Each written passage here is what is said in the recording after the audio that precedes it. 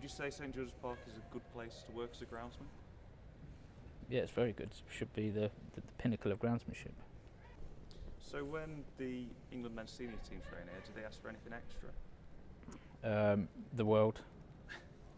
No, they're not too bad, to be fair. So they use this pitch here. It's not usually covered in snow, and generally we get their requirements a week to 10 days before. So it might just be extra goals, and then on the day of training, I'll come out and I'll speak to usually the assistant manager. So I'll speak to Steve Holland, it is at the moment, and see what watering requirements he has and if everything's okay in general, and if he needs anything to facilitate the training.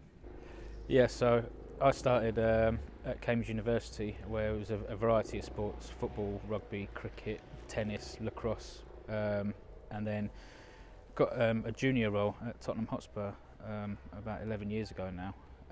Did a couple of years there before going to Arsenal for 9 years before coming here in the spring.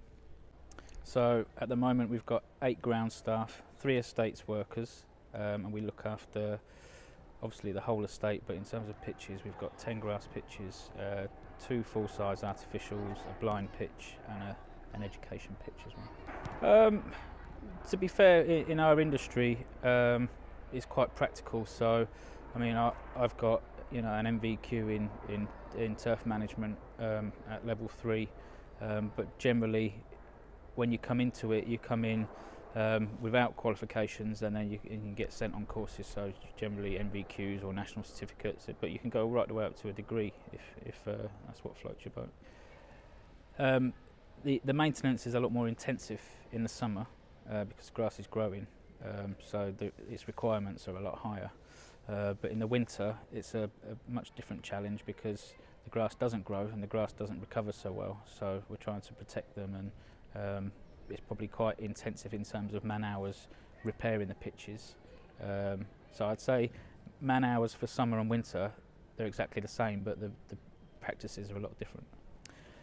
It will all depend on when the game kicks off. So if it's an evening kick-off, sometimes if it's this time of year, the pitch can be freezing up as the game's actually playing. So the game will finish, we'll go home, and then we'll wait till the 4 out the following day before repairing the pitch. If it's a summer game and it's a lunchtime kick-off, then we'll be on it as soon as the final whistle goes, cleaning it and repairing it. So all of the pitches here get a renovation every growing season. So from March to August, the whole grass that you see here will be stripped off the pitch, and then we'll regrow new grass, and that process takes us around 8 weeks on average if the conditions are good.